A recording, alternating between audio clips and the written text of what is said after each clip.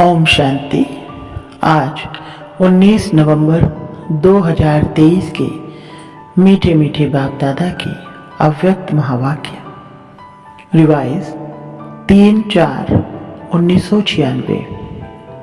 आज बाप दादा ने कहा, सेवाओं के साथ साथ बेहद की वैराग्य वृत्ति द्वारा पुराने व व्यर्थ संस्कारों से मुक्त बनो। आज बेहद का बाप अपने बेहद के सदा सहयोगी साथियों को देख रहे हैं।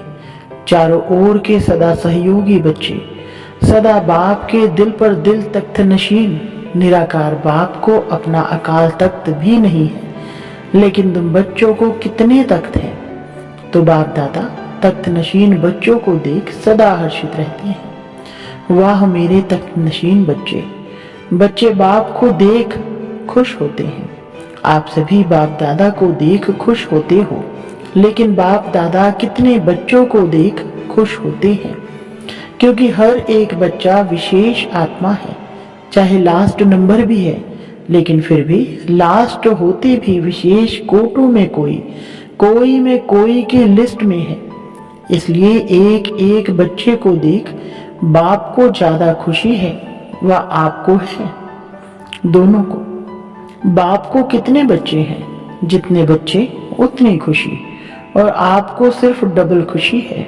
बस आपको परिवार की भी खुशी है, लेकिन बाप की खुशी सदा काल की है, और आपकी खुशी सदा काल है या कभी नीचे ऊपर होती है।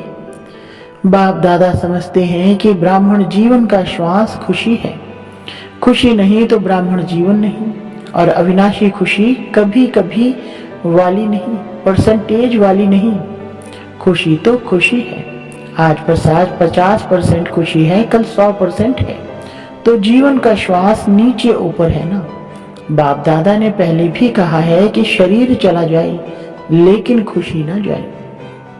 तो यह पाठ सदा पक्का है या थोड़ा थोड़ा कच्चा है, सदा अंडरलाइन है। कभी कभी वाले क्या होंगे, सदा खुशी में रहने वाले पास विद ऑनर, और कभी कभी खुशी में रहने वालों को धर्मराज पूरी पास करनी पड़ेगी।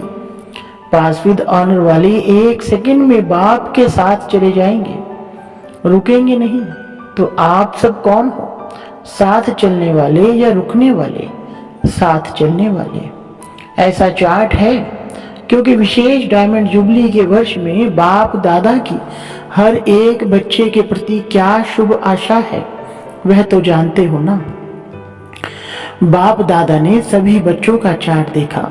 उसमें क्या देखा कि वर्तमान समय के प्रमाण एक बात का विशेष और अटेंशन चाहिए।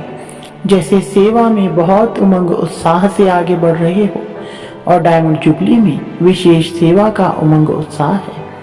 इसमें पास हो। हर एक यथाशक्ति सेवा कर रहे हैं और करते रहेंगे, लेकिन अब विशेष क्या चाहिए?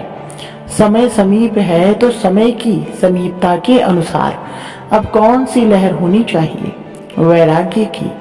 कौन सा वैराग्य? हद का या बेहद का? जितना सेवा का उमंग उत्साह है, उतना समय की आवश्यकता प्रमाण स्वस्थिति में बेहद का वैराग्य कहाँ तक है? क्योंकि आपके सेवा की सफलता है जल्दी से जल्दी प्रजा तैयार हो जाए, इसलिए सेवा करते हो ना। तो जब तक आप निमित्त आत्माओं में बेहद की वैराग्य वृत्ति नहीं है, तो अन्य आत्माओं में भी वैराग्य वृत्ति नहीं आ सकती। और जब तक वैराग्य वृत्ति नहीं होगी, तो जो चाहते हो कि बाप का परिचय सबको मिले, वह नहीं मिल सकता। बेहद का वैराग्य सदा काल का वैराग्य है। अगर समय प्रमाण या सरकमस्टांस प्रमाण वैराग्य आता है, तो समय नंबर 1 हो गया और आप नंबर 2 हो गए। परिस्थिति या समय ने वैराग्य दिलाया, परिस्थिति खत्म, समय पास हो गया, तो वैराग्य पास हो गया। तो उसको क्या कहेंगे, बेहद का वैराग्य या हद का? तो अभी बेहद का वैराग्य चाहिए। अगर वैराग्य खंडित हो जाता है, तो उसका मुख्य कारण है देह भान। जब तक देह भान का वैराग्य नहीं है, तब तक कोई भी बात का वैराग्य सदाकाल नहीं होता है, अल्पकाल का होता है। संबंध से वैराग्य यह बड़ी बात नहीं है। वह तो दुनिया में भी कईयों को दिल से वैराग्य आ जाता है, लेकिन यहाँ देह भान के जो भिन्न भिन्न रूप हैं, उन भिन्न भिन्न रूपों को तो जानते हो ना। कितने देह भान के रूप हैं, उसका विस्तार तो जानते हो, लेकिन इस अनेक देह भान के रूपों को जानकर बेहद के वैराग्य में रहना, देह भान देही अभिमान में बदल जाए। जैसे देह भान एक नेचुरल हो गया, ऐसे देही अभिमान नेचुरल हो जाए। क्योंकि हर बात में पहला शब्द देह ही आता है। चाहे संबंध है तो भी देह का ही संबंध है, पदार्थ है तो देह के पदार्थ है, तो मूल आधार देहभान है। जब तक किसी भी रूप में देहभान है तो वैराग्य वृत्ति नहीं हो सकती। और बाप दादा ने देखा कि वर्तमान समय जो देहभान का विघ्न है, उसका कारण है कि देह के जो पुराने संस्कार हैं उसमें वैराग्य नहीं है। पहले देह के पुराने संस्कारों से वैराग्य चाहिए। संस्कार स्थिति से नीचे ले आते हैं। संस्कार के कारण सेवा में व संबंध संपर्क में विघ्न पड़ते हैं। तो रिजल्ट में देखा है कि देह के पुराने संस्कार से जब तक वैराग्य नहीं आया है, तब तक बेहद का वैराग्य सदा नहीं रहता। संस्कार भिन्न भिन्न रूप से अपने तरफ आकर्षित कर लेते हैं, तो जहाँ किसी भी तरफ आकर्षण है वहाँ वैराग्य नहीं हो सकता। तो चेक करो कि अपने पुराने व व्यर्थ संस्कार से मुक्त हूँ। कितने भी कोशिश करेंगे, करते भी हैं कि वैराग्य वृत्ति में रहे, लेकिन संस्कार कोई कोई के पास या मेजॉरिटी के पास किस ना किस रूप में ऐसे प्रबल है जो अपनी तरफ खींचते हैं। तो पहले पुराने संस्कार से वैराग्य, संस्कार ना चाहते भी इमर्ज हो जाते हैं। क्यों? चाहते नहीं हो, लेकिन सूक्ष्म संस्कारों को भस्म नहीं किया है। कहाँ न कहाँ अंश मात्र रहे हुए हैं, छिपे हुए हैं। वह समय पर ना चाहते हुए भी इमर्ज हो जाते हैं। फिर कहते हैं चाहते तो नहीं थे, लेकिन क्या करें, हो गया, हो जाता है। यह कौन बोलता है, देहभान या देही अभिमान? तो बाप दादा ने देखा कि संस्कारों से वैराग्य वृत्ति में कमजोरी है। खत्म किया है, लेकिन अंश भी नहीं हो, ऐसा खत्म नहीं किया है। और जहाँ अंश है तो वंश तो होगा ही। आज अंश है, समय प्रमाण वंश का रूप ले लेता है, परवश कर देता है। कहने में तो सभी क्या कहते हैं कि जैसे बाप नॉलेजफुल है, वैसे हम भी नॉलेजफुल हैं। लेकिन जब संस्कार का वार होता है तो नॉलेजफुल है या नॉलेजफुल है, क्या है? नॉलेजफुल के बजाय नॉलेजफुल बन जाते हो। उस समय किसी से भी पूछो तो कहेंगे हाँ, समझती तो मैं भी हूँ, समझता तो मैं भी हूँ। होना नहीं चाहिए, करना नहीं चाहिए, लेकिन हो जाता है। तो नॉलेजफुल हुए या नॉलेजफुल हुए। नॉलेजफुल अर्थात नॉलेज को खींचने वाले। जो नॉलेजफुल हैं उसे कोई भी संस्कार, संबंध, पदार्थ वार नहीं कर सकता। तो डायमंड जुबली मना रहे हो। डायमंड जुबली का अर्थ है डायमंड बनना, अर्थात बेहद के वैरागी बनना। जितना सेवा का उमंग है उतना वैराग्य वृत्ति का अटेंशन नहीं है। इसमें अलबेलापन है, चलता है, होता है, हो जाएगा, समय आएगा तो ठीक हो जाएगा। तो समय आपका शिक्षक है या बाबा शिक्षक है? कौन है? अगर समय पर परिवर्तन करेंगे तो आपका शिक्षक तो समय हो गया, आपकी रचना आपका शिक्षक हो। ये ठीक है? तो जब ऐसी परिस्थिति आती है तो क्या कहते हो? समय पर ठीक कर लूंगी, हो जाएगा। बाप को भी दिलासा देते हैं, फिक्र नहीं करो, हो जाएगा। समय पर बिल्कुल आगे बढ़ जाएंगे। तो समय को शिक्षक बनाना, यह आप मास्टर रचयिता के लिए शोभता है, अच्छा लगता है? नहीं, समय रचना है। आप मास्टर रचयिता हो, तो रचना मास्टर रचयिता का शिक्षक बने, यह मास्टर रचयिता की शोभा नहीं। तो अभी जो बाप दादा ने समय दिया है उसमें वैराग्य वृत्ति को इमर्ज करो, क्योंकि सेवा के खींचतान में वैराग्य वृत्ति खत्म हो जाती है। वैसे सेवा में खुशी भी मिलती है, शक्ति भी मिलती है और प्रत्यक्ष फल भी मिलता है, लेकिन बेहद का वैराग्य खत्म भी सेवा में ही होता है। इसलिए अब अपने अंदर इस वैराग्य वृत्ति को जगाओ। कल्प पहले भी बने तो आप ही थे कि और थे? आप ही है ना, सिर्फ मर्ज है, उसको इमर्ज करो। जैसे सेवा के प्लान में प्रैक्टिकल में इमर्ज करते हो तब सफलता मिलती है ना, ऐसे अभी बेहद के वैराग्य वृत्ति को इमर्ज करो। चाहे कितने भी साधन प्राप्त हैं, और साधन तो आपको दिन प्रतिदिन ज्यादा ही मिलने हैं, लेकिन बेहद के वैराग्य वृत्ति की साधना मर्ज नहीं हो, इमर्ज हो।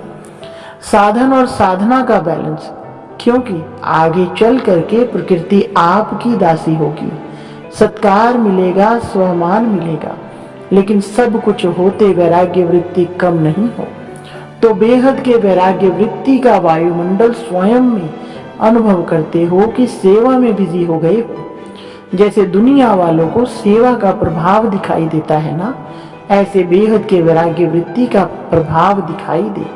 आदि में आप सभी की स्थिति क्या थी? कराची में जब थे, बाहर की कोई सेवाएं नहीं थी, साधन थे, लेकिन बेहद की वैराग्य वृत्ति के वायुमंडल ने सेवा को बढ़ाया। तो जो भी डायमंड जुबली वाले हैं, उन्होंने आदि संस्कार हैं, अब मर्ज हो गए हैं। अब फिर से इस वृत्ति को इमर्ज करो। आदि रत्नों के बेहद की वैराग्य वृत्ति ने स्थापना की। अभी नई दुनिया की स्थापना के लिए फिर से वही वृत्ति, वही वायुमंडल इमर्ज करो। तो सुना, क्या जरूरत है? साधना ही नहीं है और कहो हमको तो वैराग्य है, तो कौन मानेगा? साधन हो और वैराग्य हो, पहले के साधन और अभी के साधनों में कितना अंतर है। साधना छिप गई है और साधन प्रत्यक्ष हो गए हैं। अच्छा है, साधन बड़े दिल से यूज करो, क्योंकि साधन आपके लिए ही है, लेकिन साधना को मर्ज नहीं करो, बैलेंस पूरा होना चाहिए। जैसे दुनिया वालों को कहते हो कि कमल पुष्प समान बनो, तो साधन होते हुए कमल पुष्प समान बनो। साधन बुरे नहीं है, साधन तो आपके कर्म का, योग का फल है, लेकिन वृत्ति की बात है। ऐसे तो नहीं कि साधन के प्रवृत्ति में साधनों के वश फंस तो नहीं जाते। कमल पुष्प समान न्यारे और बाप के प्यारे यूज करते हुए उन्हों के प्रभाव में नहीं आए। न्यारे साधन बेहद की वैराग्य वृत्ति को मर्ज नहीं करे। अभी विश्व अति में जा रही है, तो अभी आवश्यकता है सच्चे वैराग्य वृत्ति की, और वह वायुमंडल बनाने वाले आप हो, पहले स्वयं में फिर विश्व में। तो डायमंड जुबली वाले क्या करेंगे? लहर फैलाएंगे ना। आप लोग तो अनुभवी हैं, शुरू का अनुभव है ना, सब कुछ था। देसी घी खाओ जितना खा सकते, फिर भी बेहद की वैराग्य वृत्ति दुनिया वाले तो देसी घी खाते हैं, लेकिन आप तो पीते थे, घी की नदियां देखी। तो डायमंड जुबली वालों का विशेष काम करना है। आपस में इकट्ठे हुए हो तो रूह रिहान करना। जैसे सेवा की मीटिंग करते हो, वैसे इसकी मीटिंग करो। जो बाप दादा कहते हैं, चाहते हैं सेकंड में अशरीरी हो जाएं, उसका फाउंडेशन यह बेहद की वैराग्य वृत्ति है। नहीं तो कितनी भी कोशिश करेंगे, लेकिन सेकंड में नहीं हो सकेंगे, युद्ध में ही चले जाएंगे। और जहाँ वैराग्य है, तो ये वैराग्य है योग धरनी, उसमें जो भी डालो उसका फल फौरन निकलता। तो क्या करना है? सभी को फील हो कि बस हमको भी अभी वैराग्य वृत्ति में जाना है। अच्छा, समझा क्या करना है? सहज है या मुश्किल है? थोड़ा थोड़ा आकर्षण तो होगी या नहीं? साधन अपने तरफ नहीं खींचेंगे। अभी अभ्यास चाहिए, जब चाहे, जहां चाहे, जैसा चाहिए वहां स्थिति को सेकंड में सेट कर सके। सेवा में आना है तो सेवा में आए, सेवा से न्यारे हो जाना है तो न्यारे हो जाए। ऐसे नहीं सेवा हमको खींचे, सेवा के बिना रह नहीं सके। जब चाहे, जैसे चाहे, विल पावर चाहिए। विल पावर है, स्टॉप तो स्टॉप हो जाए। ऐसे नहीं लगाओ स्टॉप और हो जाए question mark, full stop. Stop भी नहीं, फुल स्टॉप। जो चाहे वह प्रैक्टिकल में कर सके। चाहते हैं लेकिन होना मुश्किल है, तो इसको क्या कहेंगे? विल पावर है कि पावर है। संकल्प किया व्यर्थ समाप्त तो सेकंड में समाप्त हो जाए। बाप दादा ने सुनाया ना कि कई बच्चे कहते हैं हम योग में बैठते हैं, लेकिन योग के बजाय युद्ध में होते हैं। योगी नहीं होते, योद्धे होते हैं। और युद्ध करने के अगर संस्कार बहुत काल रहे तो क्या बनेंगे? सूर्यवंशी व चंद्रवंशी। सोचा और हुआ, सोचना और होना सेकंड का काम है। इसको कहते हैं विल पावर। विल पावर है कि प्लान बहुत अच्छे बनाते, लेकिन प्लान बनते हैं 10 और प्रैक्टिकल में होते हैं 5। ऐसे तो नहीं होता। सोचते बहुत अच्छा है, यह करेंगे, यह होगा, लेकिन प्रैक्टिकल में अंतर पड़ जाता है। तो अभी ऐसे विल पावर हो, संकल्प किया और कर्म में प्रैक्टिकल में हुआ पड़ा है, ऐसे अनुभव हो। नहीं तो देखा जाता है अमृत वेले जब बाप से रूह रिहान करते, बहुत अच्छी अच्छी बातें बोलते हैं, यह करेंगे, और जब रात होती तो क्या रिजल्ट होती? बाप को खुश बहुत करते हैं, बातें इतनी मीठी मीठी करते हैं, इतनी अच्छी अच्छी करते हैं, बाप भी खुश हो जाता। वाह मेरे बच्चे, कहते हैं बाबा बस आपने जो कहा ना होना ही है, हुआ पड़ा है। बहुत अच्छी अच्छी बातें करते हैं। कई तो बाप को इतना दिलासा दिलाते हैं कि बाबा हम नहीं होंगे तो कौन होगा? बाबा कल्प कल्प हम ही तो थे। खुश हो जाते। हॉल में पीछे बैठने वालों से, पीछे बैठने वाले अच्छी तरह से सुन रहे हो ना, आगे वालों से पहले पीछे वाले करेंगे। बैठे पीछे हो लेकिन सबसे समीप दिल पर हो। क्यों? दूसरे को चांस देना, यह सेवा की ना, तो सेवाधारी सदा बाप के दिल पर है। कभी भी ऐसे नहीं सोचना कि हम भी अगर दादियां होती ना तो जरा सा, लेकिन सामने तो क्या दिल पर हो। और दिल भी साधारण दिल नहीं, तख्त है, तो दिल तख्त नशीन है ना। कहाँ भी बैठे हो, चाहे इस कोने में बैठे हो, चाहे नीचे बैठे हो, चाहे केबिन में बैठे हो, लेकिन बाप के दिल पर हो। अच्छा, चारों ओर के तख्त नशीन श्रेष्ठ भाग्यवान आत्माएं, सदा बेहद के वैराग्य वृत्ति से वायुमंडल बनाने वाले विशेष आत्माएं, सदा अपने श्रेष्ठ विशेषताओं को कार्य में लगाने वाली विशेष आत्माएं, सदा एक बाप के साथ और श्रीमत के हाथ को अनुभव करने वाले समीप आत्माओं को बाप दादा का याद प्यार और नमस्ते। रूहानी बच्चों की रूहानी बाप दादा को नमस्ते जी। वरदान, एक व्रता के राज को जान, वरदाता को राजी करने वाली सर्व सिद्धि स्वरूप भव। विस्तार, वरदाता बाप के पास अखुट वरदान है, जो जितना लेने चाहे खुला भंडार है। ऐसे खुले भंडार से कई बच्चे संपन्न बनते हैं और कोई यथाशक्ति संपन्न बनते हैं। सबसे ज्यादा झोली भरकर देने में भोलानाथ वरदाता रूप ही है। सिर्फ उसको राजी करने की विधि को जान लो तो सर्व सिद्धियां प्राप्त हो जाएंगी। वरदाता को एक शब्द सबसे प्रिय लगता है, एक व्रता। संकल्प स्वप्न में भी दूजा व्रता ना हो, वृत्ति में रहे मेरा तो एक दूसरा ना कोई। जिसने राज को जाना उसकी झोली वरदानों से भरपूर रहती है। स्लोगन, मनसा और वाचा दोनों सेवाएं साथ साथ करो तो डबल फल प्राप्त होता रहेगा। अच्छा, ओम शांति।